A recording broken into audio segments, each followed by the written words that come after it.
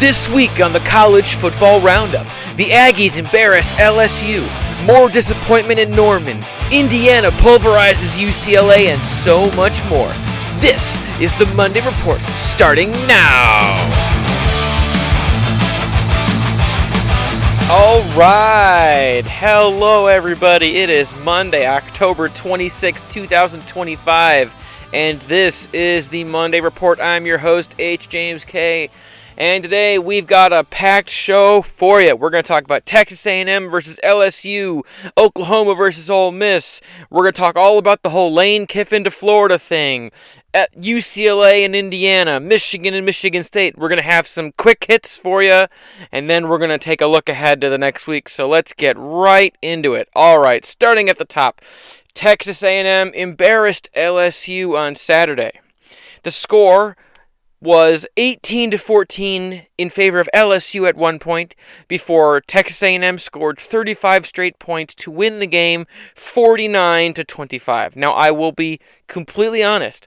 I was watching the Michigan versus Michigan State game while this game was on television, so I generally didn't see most of this game, but excuse me. Sorry.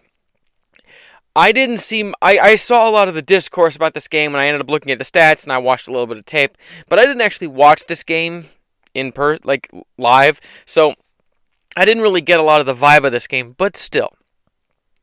So, newsflash to anyone who didn't already know, Texas A&M is really good. I know, shocking, yeah. Mike Elko's got that team humming. They're 8-0. And they're a physical, scare-you-to-death kind of 8-0. They're not like they just score a bazillion points and they just get by on flash. No.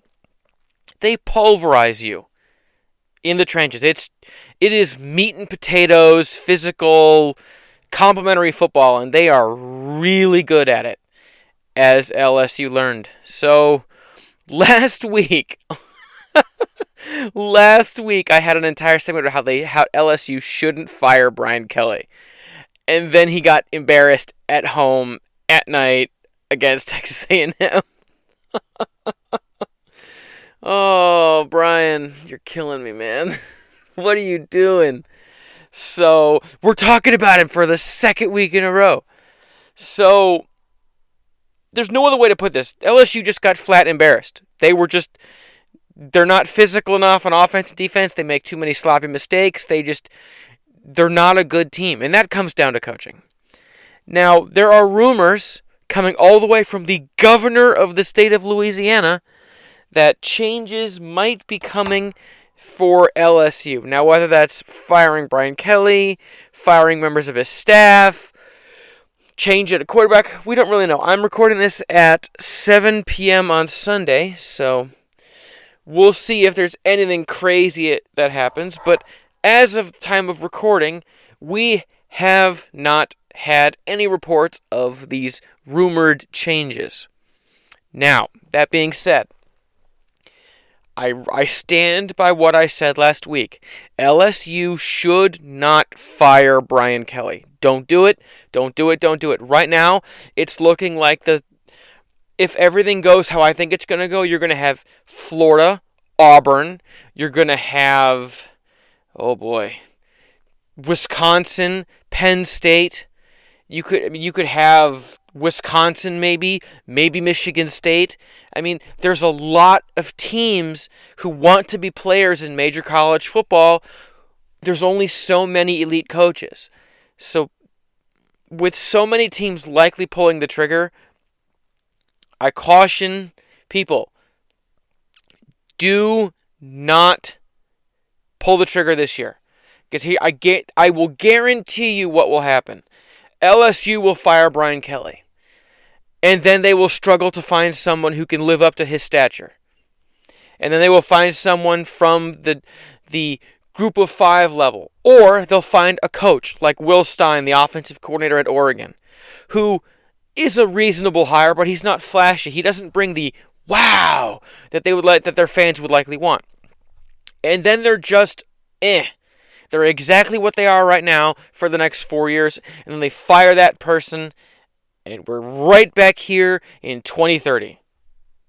Yeah, that's and as a Michigan fan, that's how you get lost in the wilderness.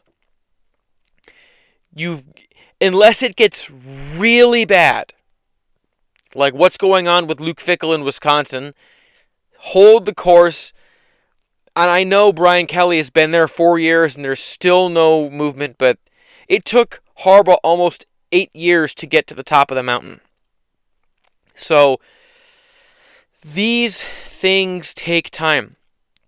And what it can come down to is getting the right guy in the quarterback room.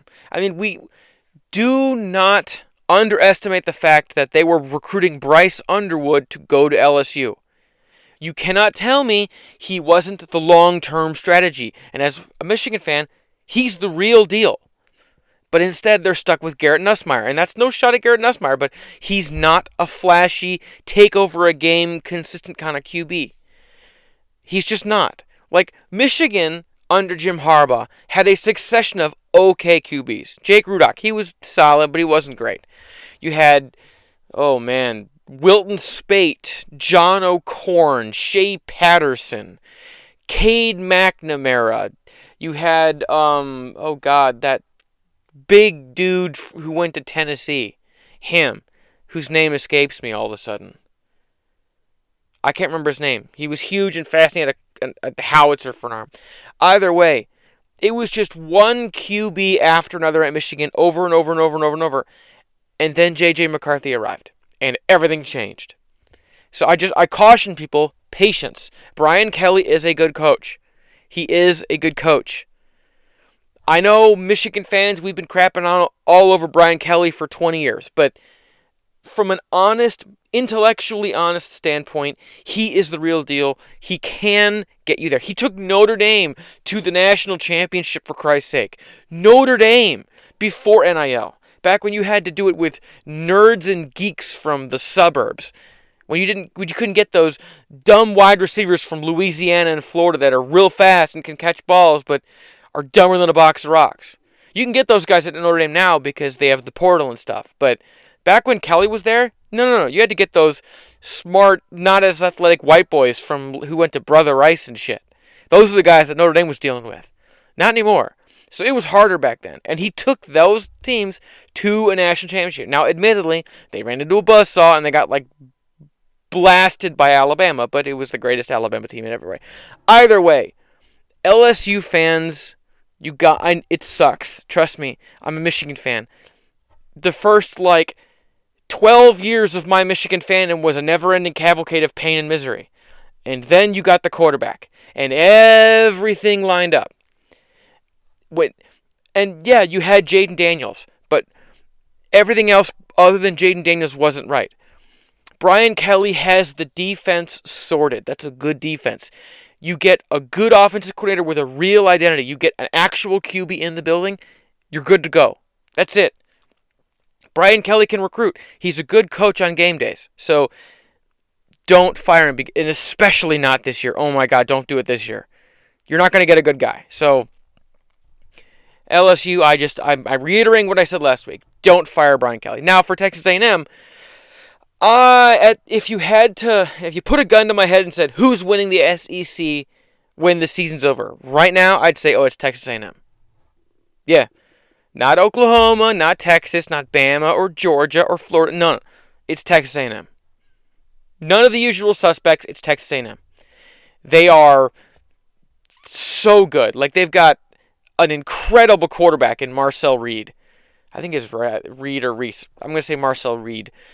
They got a great QB. They got a really good offensive and defensive line. They got solid defensive players at the second and the third level. Mike Elko's a great coach. They got solid position players on offense. They are everything you want in a contender. So yeah, Texas A&M is the real deal. They're my pick right now for the ICC, just because I think they'll pulverize anyone they come in contact with. Excuse me, I have a straight up water bottle this week because my cup is dirty. All right, moving on. Oklahoma falls to Ole Miss. Oh God, Oklahoma. As a Michigan fan, you're really killing me, man. We really need you to kind of win to make it not look like we lost to a bad team on the road. Either way, Ole Miss won 34-26. Oklahoma wasn't really in the game. It's weird. Okay, so they kind of hung around, but they never were like a factor in the game until very late. Like, Oklahoma had to have a 76-yard touchdown throw from John Mateer and a 65-yard touchdown run from Xavier Robinson just to stay in the fight. They couldn't put a drive together to save their lives for 3/4 of the game. And a lot of that comes down to John Mateer. Now, I know he's cleared to play and he's back in the lineup, but you can't tell me that boy is healthy. They don't do any of the designed QB runs that they were doing. His throws are woefully inaccurate. Oh my God, everything is either in the dirt, 2 feet in front, 2 feet behind, or 10 feet over a wide receiver's head. All of the ball placement and accuracy we were seeing in like when he was September Heisman hype, no, that's all gone. And it's because of that thumb of his. You know, you got those pins in the thumb, and it might be quote unquote healed, but he ain't right yet. Now, maybe come December, if you're still in the hunt, then maybe. But boy, Mateer is not great, and it's really pulled down the offense. I mean, this game, wow. I was watching this game all afternoon, and then I had to run some errands, and I was still kind of paying attention to it on the radio in my car, and it just, boy, they were not in it until they were in it, but only kinda. And then Ole Miss kind of pulled away. And for Ole Miss, actually, no, I want to make one more point before I get to Ole Miss, because I got some stuff to say about Ole Miss, too. Brent Venables, it's one of those where, like Brian Kelly, I think he's a good coach. I think he can pull it together at Oklahoma. But it's the same issues that he's had his entire time at Oklahoma. Great defense, horrific offense that doesn't do anything well, that doesn't have an identity. It's the same issues every year. They can't throw the ball well. They don't have any rhythm in the passing game. They can't run the ball with any consistency. Their O-line is a sieve or a brick wall. It's one or the other. There's never any nuance. It's either they're dominating 2 or 3 games out of the year, or they're a turnstile for the other like 7 or 8. It's insane what's going on with their offense. And you can't say it's because of a lack of skill positions. Xavier Robinson is a good running back. Isaiah Satania is a great receiver. They have good pieces. John Mateer is a great QB. And yet, for some reason, the offense is never right. And that comes down to coaching. And you can't say it's the offensive coordinator because they brought in Ben Arbuckle from Wazoo along with John Mateer. And his offenses were good at Wazoo. So, at some point, it might just be that that's a cultural thing with Brent Venables. And I like Brent Venables. And, you know, if he got fired by Oklahoma and Michigan was considering firing Wink Martindale, I'd be like, okay, hire Brent Venables right now. You hand him a check and tell him to put whatever number you want on that check and we'll pay it. You want to make $4 million as a defensive coordinator? Sold. Brent Venables, welcome to the Michigan Wolverines. Because he is that good. He's got like a 4-21 record against true freshman QBs when calling defense. It's insane. His defenses are great, but maybe he's just not up to it as a head coach. And, you know, there are guys like that. You know, I said for years and years and years that Rich Rodriguez should have been an offensive coordinator because he's not a great head coach, but he's a brilliant offensive mind, and he'd probably a brilliant offensive coordinator.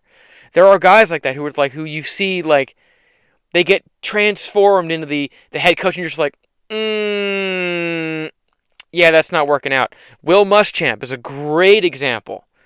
Or, oh man, what's another one? Billy Napier is one. I'm pretty sure he was an offensive coordinator by trade before becoming a head coach. Or, he was the offensive coordinator under Urban Meyer at Florida. And Dan Mullen, another one, just wasn't a great head coach. Same with Will Muschamp. Certain guys are meant to be a position coach or a coordinator and just not a head coach. And I think maybe Brent Venables is one of them. And if Oklahoma limps to a 9-3 or an 8-4 record and misses the playoffs, I think they'll let him go. It wouldn't, I don't think it'd be super fair because, I mean, in the age of enhanced playoffs and parity, 9-4 is, 9-3 is the new 10-2. You just people have got to get used to having more losses, So, but I think if they limp down the stretch and don't make the playoffs, I think he's gone. And somebody is going to get one heck of a defensive coordinator. Dear God, I hope it's Michigan. Oh my God, that'd be amazing. All right, moving on to Ole Miss. So, Ole Miss. I had never watched that quarterback of theirs, Trinidad Chambliss. I had never watched him on television. I'd heard stories about him. He was their backup QB. I don't know the name of their starter. It's like Will something or Sam something. I don't remember. Either way, their starter got hurt like in the first or second game or in the fall camp early, and they had to turn it over to Trinidad Chambliss. So this kid is from the Division II level, and I think he was at like Grand Valley State, some like tiny D2 school that most people haven't heard of, and he was in the portal, and one of their coaches said, "Holy crap! Look at this guy's tape." And he got his boss, and then his boss got his boss, and then that guy eventually got the attention of Lane Kiffin, and they brought him in. And now he's starting in. That kid is so talented. He is one heck of a runner. For a guy who was playing D2 ball last year, he's got an excellent grasp of the offense. He's a gamer. He's one of these guys who is just good at football. And man, he is something. And they got some good pieces on that offense. They really do. I love their wide receivers. I don't know their names, but I was impressed by them when I was watching the game. And that defense is nasty. That is a confident, fast-moving defense that Ole Miss has got. And all of that comes down to Lane Kiffin's a good coach, and he's put together a good team. And people need to understand that last year was supposed to be the year where Ole Miss put it all together. They had Jackson Dart. They had the really senior-laden team. The stars were aligning, and they just fell short. I would argue this year's team is better. And I know that's crazy because Jackson Dart's playing for the Giants now. He's a first-round draft pick. But Chambliss is he's real good, and that defense is real good too. And it's one of those where you wonder how far Ole Miss can go if they get hot at the right moment. If they get hot and they start really pulverizing teams going into a conference championship game, how far can the Lane train go? Because so far we've seen the Lane train kind of come up short year after year after year. But man, what can this team do? Because I was so because I hold Oklahoma in high regard. I have all off season during the season. I think they're a good team. Now they've stumbled because Mateer is hurt, and I think that's the source of a lot of their issues. But what Ole Miss was able to do, Oklahoma was out of it. They were never in it. They made it a contest late, but Ole Miss was in control the whole way. And it was and that's because of their coaching. Now, I'm pivoting to my next segment, which also has to do with Lane Kiffin. So, as we all know, Billy Napier got fired by Florida. And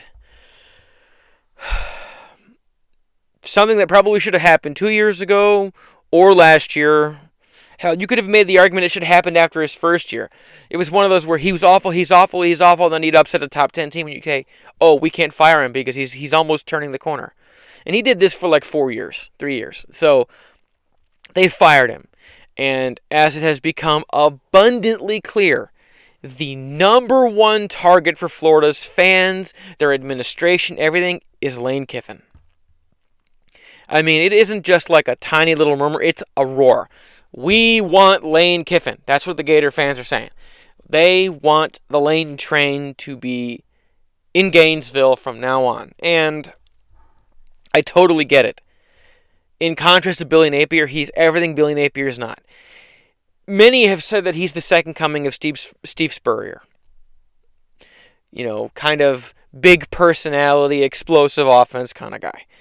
And from a Florida perspective, it makes total sense. You get a competent coach who has a track record of winning, even though he's never won a conference championship and he's never gone to the playoffs. But I digress. Either way, Lane Kiffin's a good coach. He's arguably the number one overall prospect if you were to break it down into those terms for this year's coaching carousel. So, from the Florida perspective, it makes total sense to go to bring in Lane Kiffin. Now, from Lane Kiffin's perspective, in my opinion, going to Florida makes no damn sense. Why? You've built a winner in Oxford, Mississippi. You've got the Rebels humming. They got a good QB. They're recruiting well. They're playing well. It's a quality team. Why in the hell would you uproot all of that and take a risk going to Florida? And now I know what people are going to say. But dude, Florida's got all these more resources and money and donors. Who cares, man? You don't think Ole Miss can give them exactly what Florida can? Come on, man. The Lane train has been better than... Ole Miss has been better under Lane Kiffin than Florida's been for literal years. At portal, recruiting. He's got everything he needs in Oxford. Now, if it's not about resources and it's literally about that helmet, about saying you're the head coach at Florida, saying you're the second coming of Steve Spurrier, if it's an ego thing, then yeah, Lane Kiffin's going to go to Florida. But if it's not about that, and it's literally about how much they can pay him, and how much they can do for revenue sharing, and NIL, and resources, and facilities, and coaching, if it's all of that, then there's no reason to go to Florida. There's none. And here's the other thing. Florida's administration is a disaster. They have an interim athletic director. No, not athletic director. They have an interim university president because they tried to hire Santa Ono from Michigan.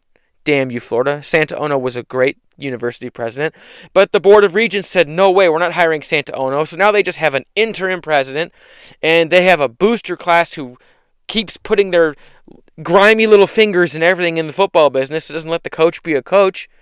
And their fans are absolutely freaking nuts. They're like, we're Florida. Even though we haven't done anything relevant since Urban Meyer, we have to be a national title contender tomorrow. Even though you just got here 5 minutes ago. If you're not a title contender tomorrow, you're going to be fired. It's crazy. It's like a doghouse filled with 27 cats. It makes no sense. And here's a crazy one. So, 7 of the last 9 Florida head coaches did not get to coach their final game at Florida. They were fired. 7 of the last 9 head coaches at Florida were fired in the middle of the season. I'm sorry. In what universe would I want to hook my train to that? That's crazy. That isn't coincidence. That is pattern of behavior. That is a university culture thing at the football program. I mean, Will Muschamp, fired in the middle of the season. Jim McElwain. Billy Napier. I mean, the last one who wasn't, Dan Mullen was another one. The last one who wasn't was Urban Meyer.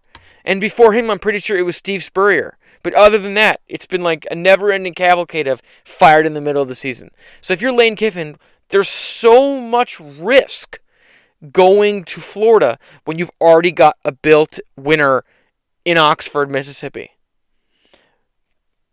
At the end of the day, do I think he's going? Absolutely. They're going to offer him $12 million a year, which means Curt Cignetti is going to get a raise because his contract, whatever. But Lane's going to get like $12 million a year, and he's going to go to Florida, and Florida's going to be Florida, and in 3 years, when it's an unmitigated disaster, they're going to fire his ass in the middle of the season and be right back here in October of 2029 or 2030. It's going to be new boss, same as the old boss. Or Lane Kiffin can be the smart man he is and stay in Ole Miss and just let Florida be a steaming dumpster fire in the SEC for someone else to deal with. Because I ain't want any part of that if I'm him. No, sir. You can keep that craziness over in Gainesville. Moving on from the lane train, UCLA. The Cinderella run had to end eventually. No, I mean, everyone was wondering, man, what if they beat Indiana? Could they go to the playoffs? Which the answer was yes if they had beaten Indiana. But they didn't. They lost 56-6. Yeah, it was 21 to 21 to nothing before I could even blink. Like I turned on this game on Saturday, and I'm like just doing whatever, and I'm like, holy shit, it's already 21 to nothing. I turned it off. I looked away for like 5 minutes, and it was like 1,000 points.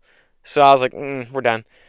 Now, ultimately, what this game came down to is, 1, Indiana is a more talented team. 2, Indiana's got an incredible coach, Curt Cignetti.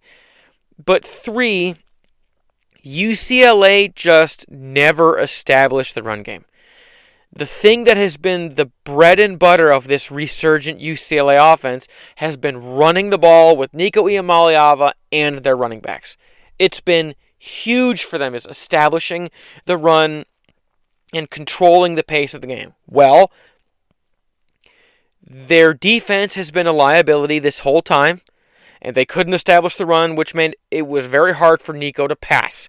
And it just, things spiraled because Indiana's a better team. Simple as that. And I'm just going to say it.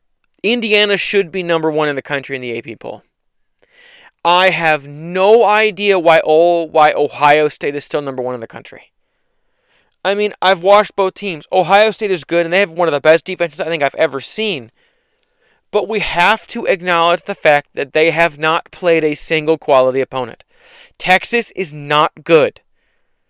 The rest of their schedule is one tackling dummy after another. And they've played some weird games in there. They have yet to just pulverize a really good opponent, in my opinion. So, Indiana should be number 1 in the country. They should. They just have to be. But they're not. It's one of those things. It kind of bothers me that Indiana is having like their best season ever.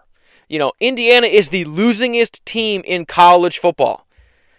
They are the Michigan Wolverines of losing. Like, I was making this joke with my dad the other day that, background information, at Michigan home games, every game they play this little highlight reel, hype reel thing with James Earl Jones, who was a Michigan alum, where at part of it he says, you know, we respect integrity and honor excellence. You know, we are the best university in the world. No one has won more than us. We are Michigan, that kind of stuff. So I made the joke that if you made one of those for Indiana before Curt Cignetti, it would have been like, we respect mediocrity and honor colossal disasters. Nobody has lost more than us. We are Indiana. Like, they've been historically bad. And right now they're the best team in the country. And because they're Indiana, they're 2. They should be number 1. It's like when the Detroit Lions had just burst on the scene in 2023 and no one seriously believed the Lions could get to the NFC Championship game. It was like, you're getting down the stretch and people are still saying, yeah, but it's the Lions. I don't trust the Lions. It's Detroit. They're gonna crap the bed eventually. And yeah, Detroit didn't go to the Super Bowl, but it took a lot of games and a lot of winning before people said, oh yeah, Detroit's a team that wins. And we're in year 2 of the Curt Cignetti experience at Indiana, and at this point, we have to acknowledge the fact that Indiana is a contender. They went to the playoffs last year, and yeah, they lost. But he took Indiana to the playoffs. That would be like a coach coming in and taking the Cleveland Browns after going 0-17 and going right into the playoffs and winning. That's what we're talking about. That's the kind of turn. Actually, that would be like taking a team that hadn't had a winning season in 30 years, had been like 4-13 or whatever for like 30 straight years, and coming in and in year 1 taking them to the playoffs. And then in year 2 being undefeated 2/3 of the way through the season. That is what Curt Cignetti has done with Indiana. And they should be number 1. They're better than Ohio State. I said it. I'll stake that claim. They have a better quarterback than Ohio State. They have a better head coach than Ohio State. They are a better team. And yeah, they're quote-unquote less talented, but they're a better coached team. Look at the way they play. They brutalize everybody.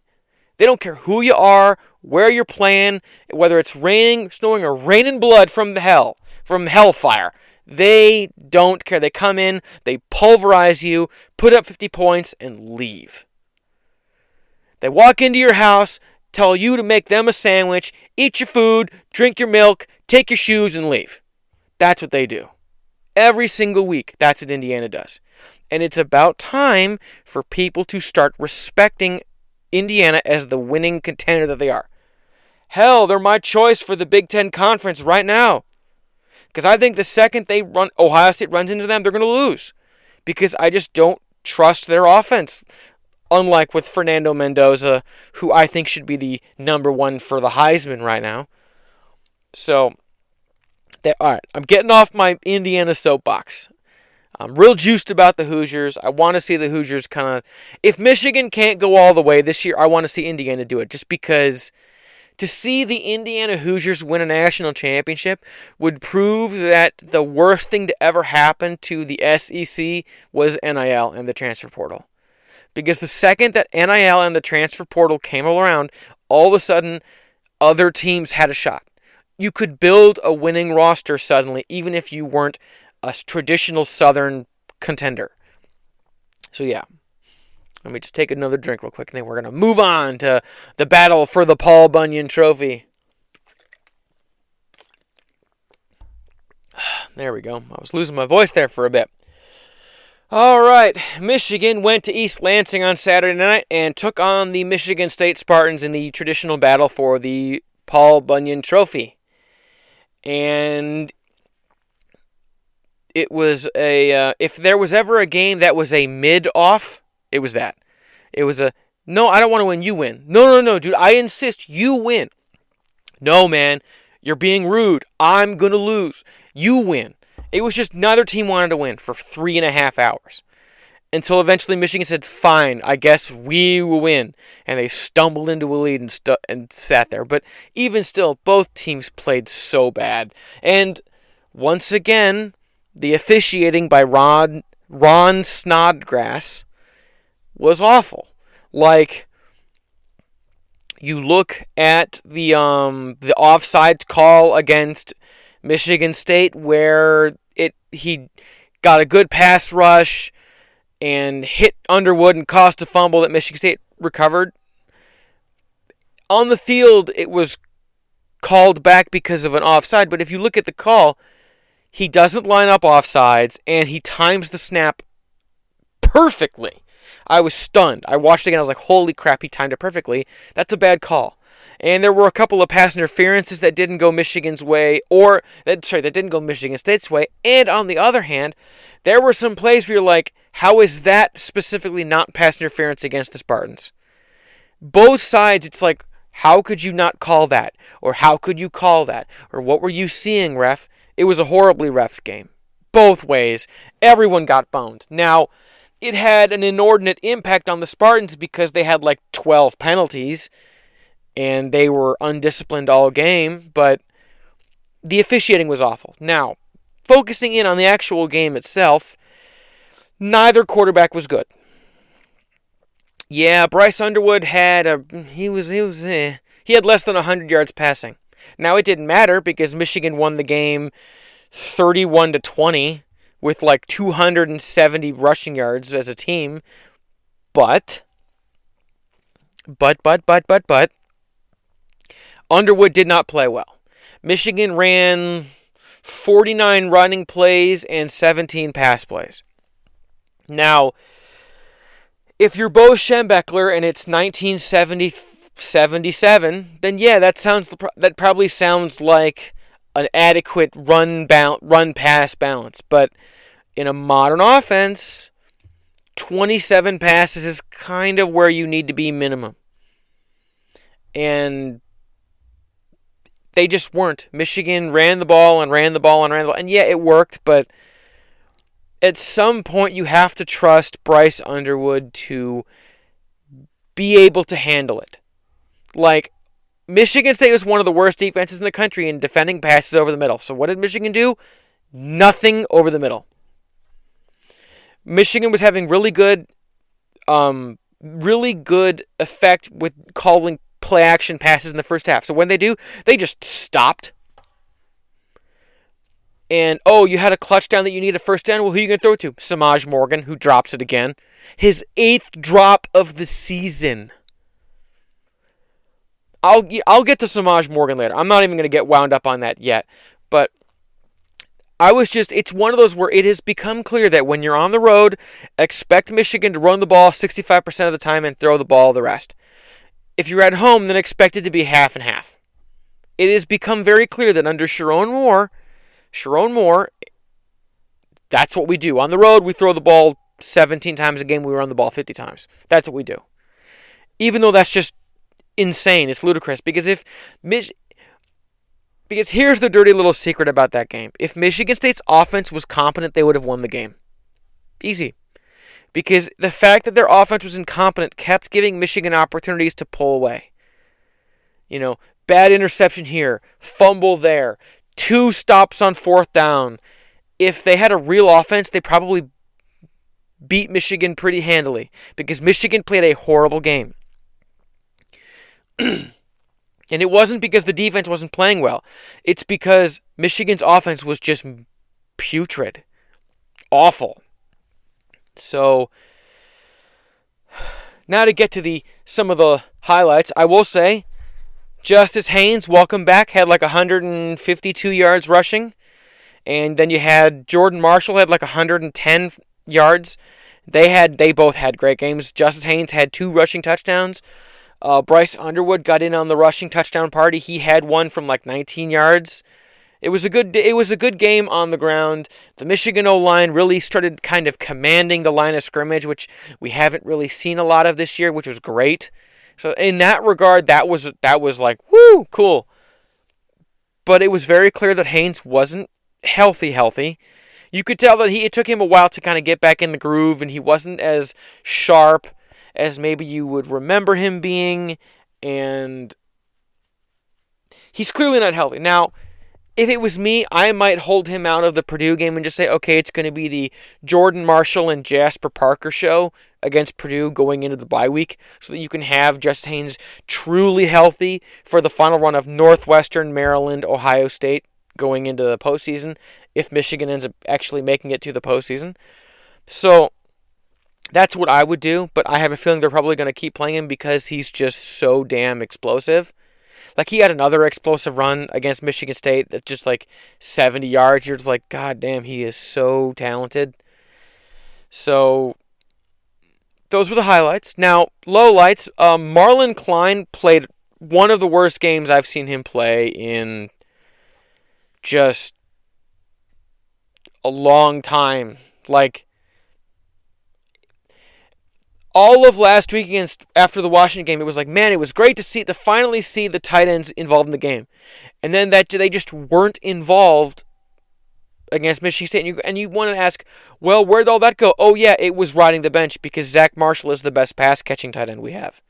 He was the one who was able to make those explosive plays and make the circus catches. And there were a lot of times where Marlon Klein was like getting lost in his routes or running the wrong routes or doing a really bad job of getting out of his breaks.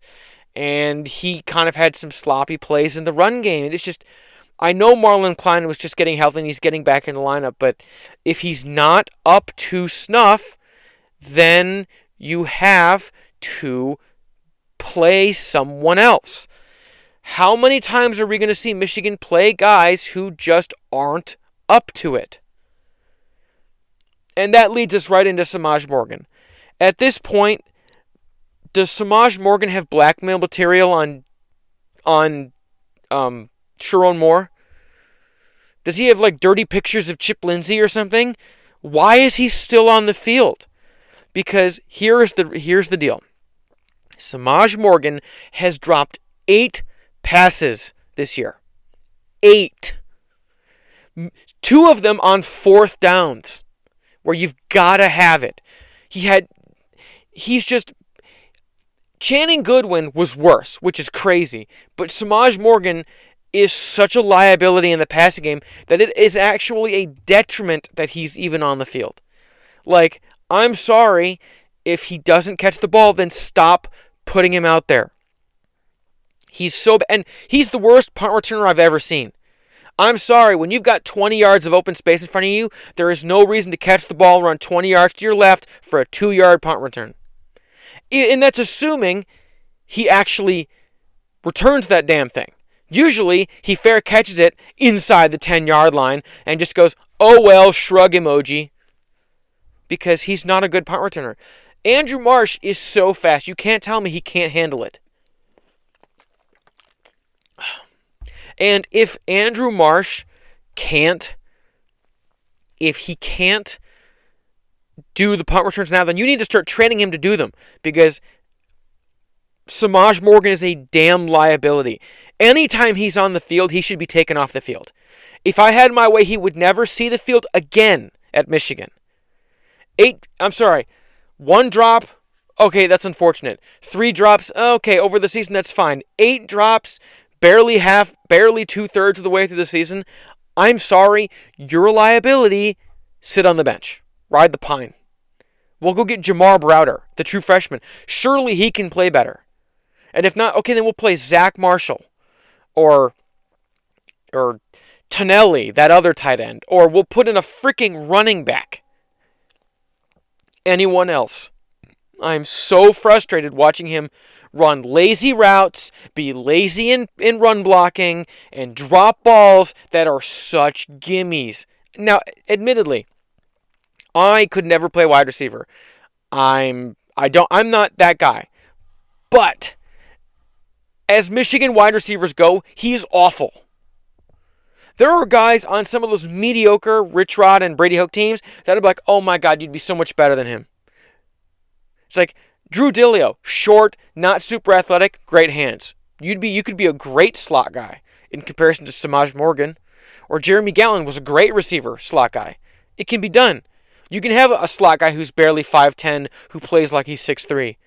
Jeremy Gallon was that guy. Samaj Morgan is athletic, but he doesn't catch well. He doesn't return punts. He doesn't run block well. He needs to go away. Go away. And that's the last time I'm going to rant about Samaj Morgan this week. Now, admittedly, next week I'll be ranting about Samaj Morgan again when he drops his 9th and 10th ball and fair catches another punt inside his own 10-yard line. But I digress. Michigan State, on the other hand. Nick Marsh should transfer. That wide receiver, that kid is so talented. And my God, Aiden Childs is such a bad quarterback. I mean, I knew he was bad, but I didn't know he was that bad. He couldn't handle the offense. There was no like, oh, he's a quarterback who is managing things. No, he couldn't manage the offense, and for all of his quote-unquote raw talents, the only thing he was good at was quarterback sneak. Like, the one real scramble he did, he fumbled. Oh, and he also threw a really bad interception. He's just... And you could tell he was force-feeding Nick Marsh. And Nick Marsh, because he's forcing these throws, they're either getting deflected or they're flying out of bounds because they're over his head, because he's not accurate. Nick Marsh is an NFL-quality wide receiver. He's a guy who I'd draft him in the 3rd or 4th round. Easy peasy. He's talented. If you put him on like Ole Miss, he would be a 1,200-yard receiver probably. He's big. He's fast. He can make circus catches. He's a good route runner. He's one of these guys who should be a bigger deal than he is. He should be one of these guys like Carnell Tate who you have to dedicate resources towards. But instead, he's wasting away on a mediocre Michigan State team. And that's coaching. That's coaching. That's just a coach that's failing to assemble a good roster. So, man, if it didn't occur to me until Sunday morning when I saw this on Reddit that There are a lot of similarities between Rich Rodriguez's tenure at Michigan and Jonathan Smith's tenure at Michigan State. Guy who spent several years at his alma mater, who won there. He comes to the team. He doesn't really fit the culture that the team kind of brings in. He fails to instill his own culture. The boosters don't like him. The fans don't like him. The team loses to rivals, drops games they should win. All of those kind of things. It's one of these things where it's the same problem where you've picked a guy who doesn't instill his own culture and all at the same time does not match the existing culture. Like when you think of Michigan State football, what do you think of? For me, I think of a team that's kind of dirty, granted, but they're incredibly physical. They develop incredible talent. They're a team that leaves you bloody and bruised no matter when you play them, no matter if you win or lose. That is Michigan State football. They're not a team that is flashy and soft and doesn't play good defense. What is this Michigan State team other than mediocre? They don't do anything well. They're just there going through the motions, losing week after week. And that comes down to coaching. And at the same time, I hate the Spartans. I'm a Michigan fan. I don't like the Spartans at all. I think they're a bunch of dirty thugs. They have been my entire life. But it's good for the Big Ten when the Michigan State rivalry is a close rivalry, when the games matter, when the games are in contention. I mean, Michigan couldn't throw the ball in 24, and they still beat Michigan State, even though Michigan State had more rushing yards than them. And that's important because the team that runs the ball more effectively wins the Michigan State game 9 times out of 10. That's how poorly coached the team is under Jonathan Smith. They should have beaten Michigan last year.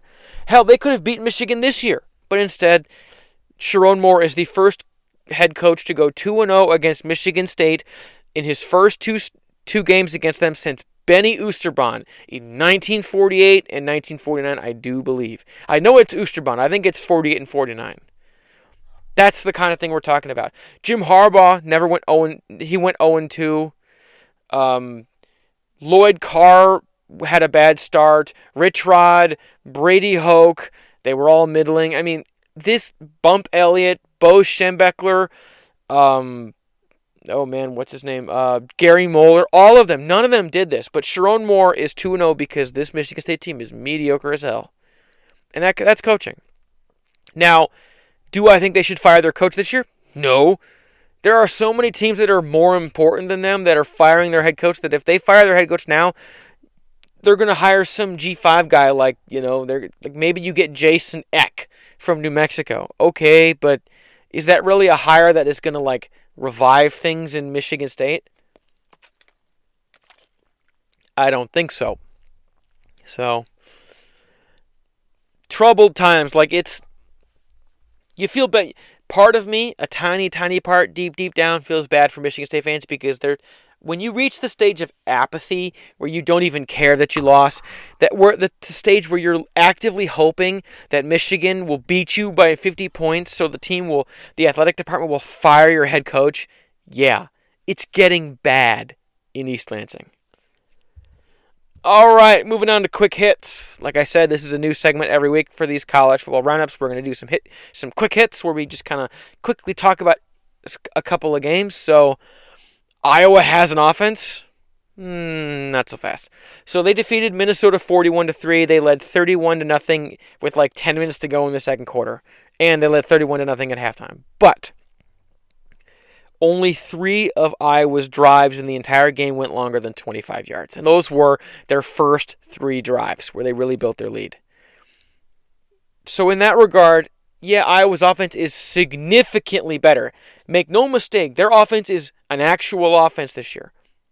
But Minnesota threw 3 picks, including a pick 6 and another that was a very long return to set up a short Iowa drive for a touchdown. That Minnesota gave up a 29-yard touchdown throw and surrendered a 50-yard punt return touchdown. This is all to say, total team win for Iowa over Minnesota. Very impressive stuff. This is the best Iowa team since 2021. And before then, probably 2015. Maybe not all the way back to like the Ricky Stanzi days, but like their QB Mark Gronowski is really good. All right. Vanderbilt defeats Mizzou. The Vanderbilt Commodores proved once again that they are a team that won't go away. They defeated Mizzou 17-10 in an absolute rock fight.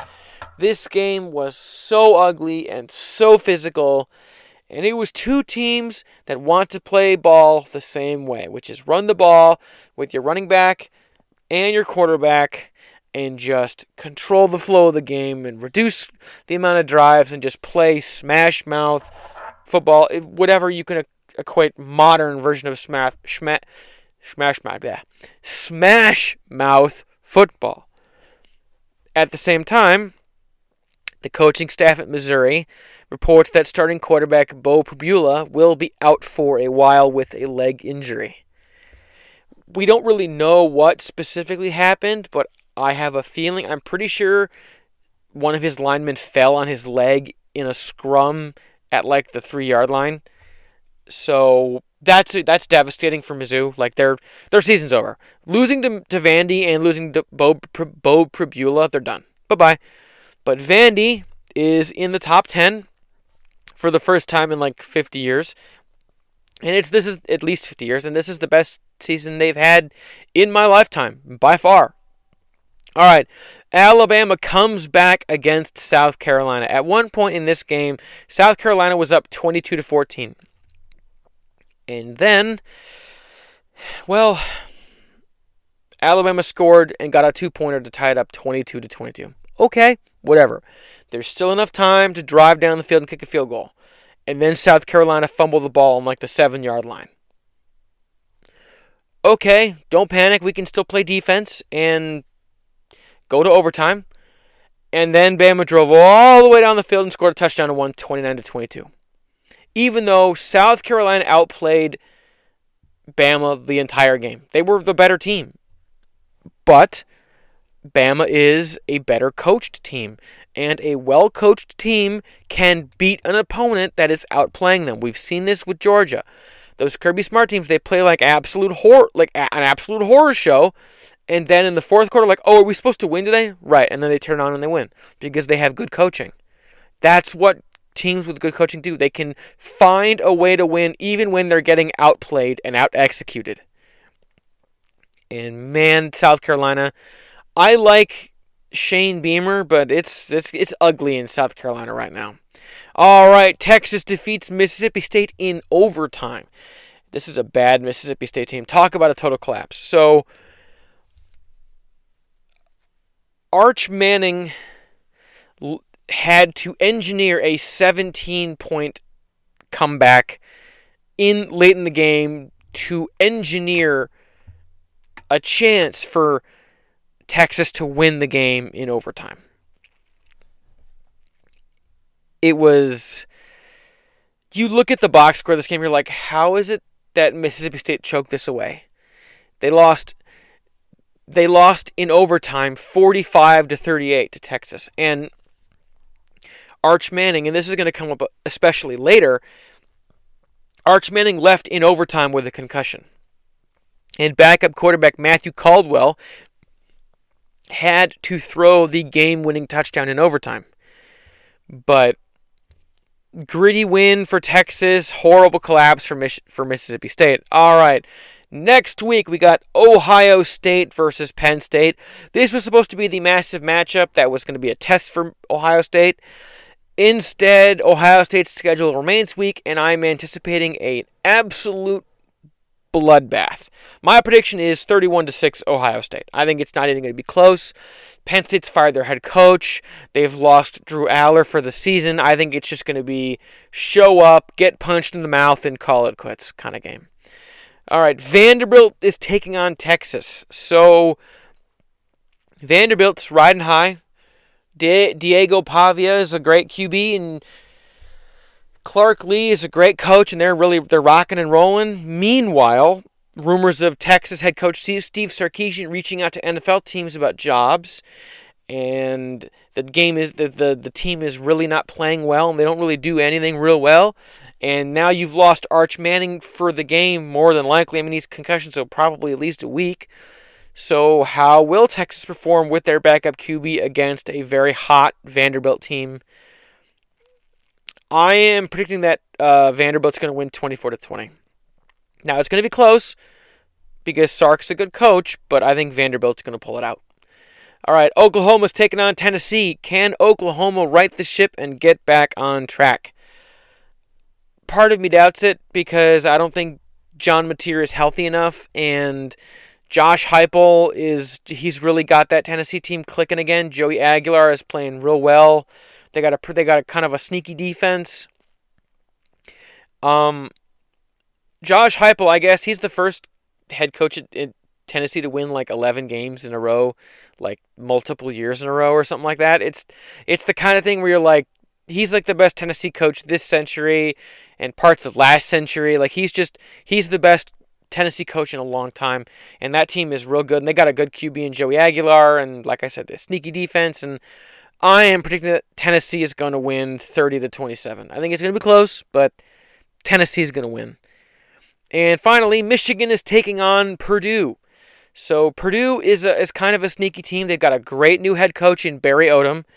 Barry Odom brought Fresno State to Michigan in 24 and scared the absolute hell out of Michigan. Now, admittedly, we didn't know at the time that Michigan was not good, but at the same time, that Fresno State team, they were in the hunt. They had quarterback Mikey Keene, and that team was a physical defense, and they were in that thing for the duration. Scared the hell out of us Michigan fans. I was in a hotel room in Wisconsin at the time, and it was like, oh my God, are we going to lose this game? What is going on? Why won't Fresno go away? It's because Barry Odom was a good coach. And now he's at Purdue, and while they're like 2-6, they're sneaky. They got a good offense. They have a surprisingly good offense. They scored like 30 points on Notre Dame. They scored like 20 points on USC or something like that. It's one of those where they're the kind of team that if you get caught napping, they can beat you. Now, admittedly, they've lost like 6 straight games, but still. I expect Michigan is going to once again look like a totally different team because they're at home. It's one of those where it is clear that this team, which admittedly is the youngest team in the Big Ten Conference, they got 3 redshirt freshman starters on the O-line, true freshman QB, true freshman starting wide receiver. They got freshmen all over the defense. And sophomores. They're very young. So I'm expecting that because they're going to be at home, they're going to be right back to what they were doing against Washington, where they're throwing the ball everywhere and running the ball, and it's going to be the light show, and it's going to be amazing. And we're going to wonder, man, why didn't they do this against Michigan State? It's because they're at home. My prediction is Michigan is going to win 38-24. Michigan is a 20.5 point favorite, and the over/under is 49.5 points. I am predicting that for once this season, Michigan is going to beat the spread. Because they're at home, I think they're going to absolutely just blast Purdue out of nowhere, and you're going to be like, what's going on? Why couldn't we do this last week? Of course, then they're going to go on the road to Wrigley Field to play Northwestern the week after that, and we'll see how that goes. But either way, 38-24, Michigan over Purdue. That's my prediction. All right. For those of you listening on Apple Podcasts, Amazon Music, and everywhere else that podcasts are available, thank you. Please consider subscribing if you can, or like if you can, or leave a comment if you can. Either way, spread the word. Tell your friends and family about the podcast so we can reach more people. For those of you watching on YouTube, thank you. And thank you. Like, comment, subscribe, hit the bell icon to get notifications. And please consider leaving a comment telling me what you think of the episode to help me feed that algorithm. Either way, my name is H. James K. Thank y'all for tuning in. Until next time.